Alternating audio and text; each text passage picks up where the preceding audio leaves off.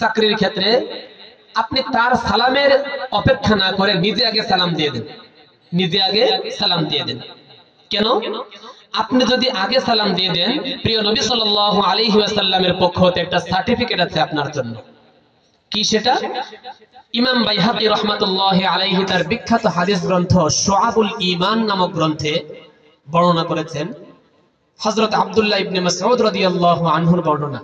قال رسول الله صلى الله عليه وسلم, আল্লাহ নবী সাল্লাল্লাহু আলাইহি ওয়াসাল্লাম বলেছেন, আল বাদিউ বিসসালামি বারিউম মিনাল কিবর, প্রথমে সালাম দেয়া ব্যক্তি অহংকার থেকে মুক্ত বলে বিবেচিত।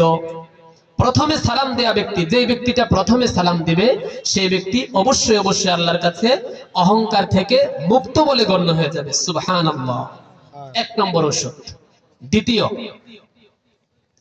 আপনার স্ত্রী আছে, সন্তান আছে, আপনি বিশাল বড় হুজুর বা আলেম, আপনার অনেক ছাত্র বা আপনি বড় চাকরিজীবী, আপনার কেয়ারটেকার আছে, আপনার বাড়িতে বউ আছে, তাদেরকে দিয়ে সব কাজ না করিয়ে ঘরের কিছু কাজ আপনি নিজেও করেন, ছোট ছোট কাজ করেন, তাহলে আপনার মনে আস্তে আস্তে অহংকার দূর হয়ে যাবে, নিজেকে বড় মনে হবে না।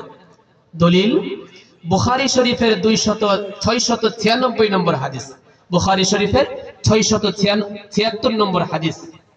আয়েশা রাদিয়াল্লাহু আনহা তার প্রিয় স্বামী নবী সাল্লাল্লাহু আলাইহি ওয়াসাল্লাম সম্পর্কে বলছেন, কানা রাসূলুল্লাহি সাল্লাল্লাহু আলাইহি ওয়াসাল্লাম ইয়াখসিফু না'লাহু, প্রিয় নবীজি সাল্লাল্লাহু আলাইহি ওয়াসাল্লাম নিজের জুতা নিজে সাফ করতেন।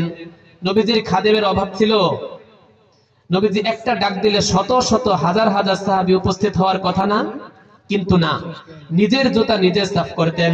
ওয়ায়াখিতু সাওবাহু, নিজের কাপড় নিজে সেলাই করতেন। ওয়ায়ামালু ফি বাইতিহি কামা ইয়ামালু আহাদুকুম ফি বাইতিহি, ঘরের মধ্যে ছোট ছোট কাজ নিজেই করতেন যেমন তোমরা ঘরের মধ্যে ছোট ছোট কাজ করে থাকো। আয়েশা রাদিয়াল্লাহু আনহা বলেন, ওয়াকালাত কানা বাশারাম মিনাল বাশার, তিনি তোমাদের মতোই সাধারণ একজন মানুষ ছিলেন, অসাধারণ মানুষ হওয়া সত্ত্বেও তোমাদের মতো একজন সাধারণ মানুষের মতোই জীবন যাপন করতেন। ইয়াফলি সাওবাহু, মোটা কাপড় পরার কারণে যখন কাপড়ের মধ্যে উকুন চলে আসতো তিনি নিজে নিজে নিজের কাপড় থেকে উকুন বাঁচতেন। ওয়ায়াহলুবু শাতাহু, নিজের ঘরে যে ছাগল ছিল ছাগলের দুধ নিজ হাতে দহন করতেন। ওয়ায়াখদুমু নাফসাহু, এবং নিজের অন্যান্য কাজ নিজ হাতে নিজেই করতেন। এই ছিল শ্রেষ্ঠ মানব, মহান মানব মুহাম্মদ সাল্লাল্লাহু আলাইহি ওয়াসাল্লামের আমল, নিজের কাজ নিজে করতেন। তৃতীয় ঔষধ, আপনার এলাকায় যারা দরিদ্র আছে তাদের কাছে যান, তাদের দুঃখগুলো বোঝার চেষ্টা করেন। আপনার বাড়ির পাশে যে এতিম আছে তার কাছে গিয়ে তার কষ্টগুলো বোঝার চেষ্টা করেন, তার মাথায় হাত বুলিয়ে দেন। এইটুকু আমলের বিনিময়ে আল্লাহ তাআলা আপনার থেকে অহংকার দূর করে দিয়ে আপনার মনে বিনয় দিয়ে দিবেন, নম্রতা দিয়ে দিবেন, আপনার মন আর পাষাণ থাকবে না। কিভাবে? সহিহ মুসলিমের বর্ণনা, হযরত আবু হুরায়রা রাদিয়াল্লাহু আনহু বলেছেন, আন্না রাজুলান শাকা ইলান নবী সাল্লাল্লাহু আলাইহি ওয়াসাল্লাম কাসওয়াতা কলবিহি, এক ব্যক্তি প্রিয় নবী সাল্লাল্লাহু আলাইহি ওয়াসাল্লামের কাছে এসে অভিযোগ করলো, হে নবীজি, আমার মন শক্ত, আমার মেজাজ রুক্ষ, আমি যে কারো সাথে আমি রুক্ষ ব্যবহার করি, আমার মন থেকে নম্রতা আসে না, বিনয় আসে না, মনে সব সময় অহংকার লেগেই থাকে। রাসূলুল্লাহ সাল্লাল্লাহু আলাইহি ওয়াসাল্লাম, তখন প্রিয় নবী সাল্লাল্লাহু আলাইহি ওয়াসাল্লাম বলেন, ইমসাহ রাসাল ইয়াতীম, ইমসাহ রাসাল ইয়াতীম, তুমি এতিমের কাছে গিয়ে এতিমের মাথায় হাত বুলিয়ে দাও। ওয়াতআমিল মিসকিন, এবং যেই ব্যক্তি মিসকিন, অনাহারী, খাবার পায় না, তাকে তুমি কাছে ডেকে খাবার খাওয়াও। এতিমের মাথায় হাত বুলিয়ে দেওয়ার বিনিময়ে, মিসকিনকে খাবার খাওয়ানোর বিনিময়ে আল্লাহ তাআলা তোমার থেকে অহংকার দূর করে দিবেন, তোমার রুক্ষ মেজাজ দূর করে দিবেন, তোমার কর্কশ স্বভাব দূর করে দিবেন। তৃতীয় ঔষধ হচ্ছে এতিমদের কাছে যাওয়া, গরিবদের দুঃখ বোঝার চেষ্টা করা। চতুর্থ ঔষধ, দৈনিক কিংবা 2-3 দিন পর পর চেষ্টা করা কবরস্থানে যাওয়া, কবরস্থান নিয়ে একটু চিন্তা করা, তাহলে অন্তর নরম হবে, অহংকার চলে যাবে। তিরমিজি শরীফের 1054 নম্বর হাদিস, হযরত বুরাইদা বিন হাসিব আসলামী রাদিয়াল্লাহু আনহু বলেছেন, قال رسول الله صلى الله عليه وسلم كنت نهيتكم عن زيارة القبور, আমি তোমাদেরকে ইসলামের শুরু যুগে কবর জিয়ারত করতে নিষেধ করেছিলাম, কারণ তোমরা ছিলে প্রাথমিক মুসলিম, মাত্র কুফরি শেষ করে শিরকের কাজ শেষ করে মাত্র ইসলামে প্রবেশ করেছিলে। এখনই যদি তোমাদেরকে কবর জিয়ারত করার আদেশ করে ফেলি, তাহলে তোমরা বিভিন্ন বেদাতে নাজায়েজ কাজে লিপ্ত হয়ে যাবে।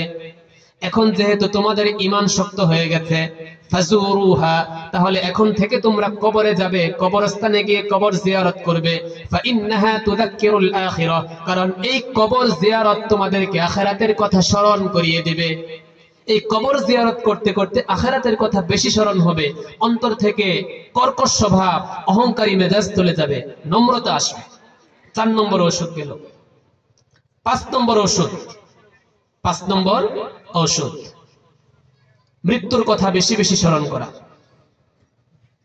মৃত্যু কেমন হবে, কিভাবে হবে, এগুলো নিয়ে একটু ভাবা। আগে তো জানতে হবে, পরে ভাবতে হবে। সূরা নিসার 78 নম্বর আয়াত, আল্লাহ তাআলা বলছেন, আইনামা তাকুনু ইউদরিকুমুল মাউত ওয়ালাউ কুনতুম ফি বুরুজিম মুশাইয়াদাহ।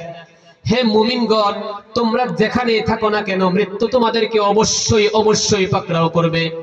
যদিও তোমরা সুদৃঢ় অট্টালিকার মধ্যে থাকো, ওইখানেও গিয়ে ফেরেশতা তোমাদের মৃত্যুর জন্য জান কবজ করবে। মৃত্যুর কথা বেশি বেশি স্মরণ করা, কারণ মৃত্যু এমন এক বিষয়, যদি আপনার সম্পর্কে জানিয়ে দেওয়া হয় যে আপনার 3 দিন পরে মৃত্যু হবে, দুনিয়ার কোনো অর্থ সম্পদ, ভোগ বিলাস, কোনো কিছু ভাল লাগবে আর আপনার কিছুই ভাল লাগবে না।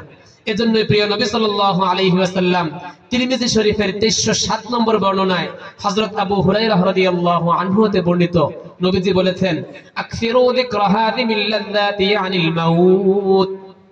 তোমরা দুনিয়ার সকল স্বাদ বিনষ্টকারী মৃত্যুকে বেশি বেশি স্মরণ করো। তোমরা দুনিয়ার সকল স্বাদকে শেষ করে দেয় এমন বিষয়টাকে সব সময় স্মরণ করো, বেশি বেশি স্মরণ করো। আর সেই বিষয়টা হচ্ছে মৃত্যুর কথা স্মরণ করা, মৃত্যুর কথা বেশি বেশি স্মরণ করতে থাকা। 6ষ্ঠ ঔষধ, মৃত্যুর পরবর্তী কি হবে সেটা নিয়ে ভাবা, চিন্তা করা। কোরআনের আয়াতগুলো একটু শোনা, বোঝার চেষ্টা করা, কোরআনের আয়াতগুলো একটু বোঝার চেষ্টা করা। যেমন সূরা ইসরা 14 নম্বর আয়াতে আল্লাহ তাআলা বলছেন, কিয়ামতের সেই ভয়াবহ ময়দানে আল্লাহ তাআলা বলবেন, প্রত্যেকটা মানুষকে বলবেন, ইকরা কিতাবাক, তুমি তোমার আমলনামা পড়ো। তোমার দুনিয়াতে যে পরীক্ষাটা দিয়েছো আল্লাহর কাছে, সেই পরীক্ষার রেজাল্ট নিজ হাতে পড়ো। কাফা বিনাফসিকাল ইয়াউমা আলাইকা হাসিবা, আজ তোমার হিসাব নেয়ার জন্য তুমি যথেষ্ট। আল্লাহ তাআলা কিছুই বলবেন না, এই যে তোমার আমলনামা তুমি পড়বা, তুমি যথেষ্ট তোমার হিসাব বোঝার জন্য। আটকে যেতে হবে, যতই পাপ করি লুকিয়ে একাকী সবার সামনে আটকে যেতে হবে। এই আমলনামা পড়ার পর কি হবে আমার? সূরা কাহফের 49 নম্বর আয়াতে আল্লাহ তাআলা বলছেন, ওয়াউদিআল কিতাব, আমলনামা যখন মানুষের সামনে উপস্থিত করা হবে, ফাতারাল মুজরিমিনা মুশফিকিনা মিম্মা ফীহি ওয়া ইয়াকুলুন, ফাতারাল মুজরিমিনা মুশফিকিনা মিম্মা ফীহি, তখন তুমি গুনাহগারদেরকে দেখতে পারবে যারা আল্লাহর কাছে অপরাধী হিসাবে সাব্যস্ত, অপরাধী দেখতে পারবে। মুশফিকিনা মিম্মা ফীহি, এই আমলনামার মধ্যে বিভিন্ন পাপের কথা দেখে তারা ভয় পেয়ে গেছে। ওয়া ইয়াকুলুনা ইয়া ওয়াইলাতানা মা লিহাযাল কিতাব, এবং তারা আল্লাহর সামনে আফসোস করে বলতে থাকবে, হায় আফসোস, এই আমলনামা দেখা যাচ্ছে লা ইউগাদিরু সাগীরাতান ওয়ালা কাবীরাতান ইল্লা আহসাহা, এই আমলনামা দেখা যাচ্ছে ছোট বড় কোনো গুনাহ ছাড় দিচ্ছে না, সব কিছু লিখে রেখেছে। এই আমলনামা আপনার নিবৃতে, আড়ালে, একাকী, সবার সামনে, কম আওয়াজে, বেশি আওয়াজে, যেই প্রকার গুনাহগুলি করেছেন আমলনামা সব আপনার সামনে দেখিয়ে দিবে। প্রতিটা আমলনামা আল্লাহ তাআলা আপনার সামনে দেখিয়ে দিবেন, কোনো কিছু আমলনামা বাদ দিবে না। এইগুলো নিয়ে একটু ভাবা, চিন্তা করা। আপনি যখন ভাববেন, চিন্তা করবেন, তাহলে আপনার মন থেকে ধীরে ধীরে বদ আমলের স্পৃহা কমে যাবে। অহংকার করার যে কিছু কারণ, এগুলো চলে যাবে। অহংকার আর থাকবে না, অহংকার আর থাকবে না।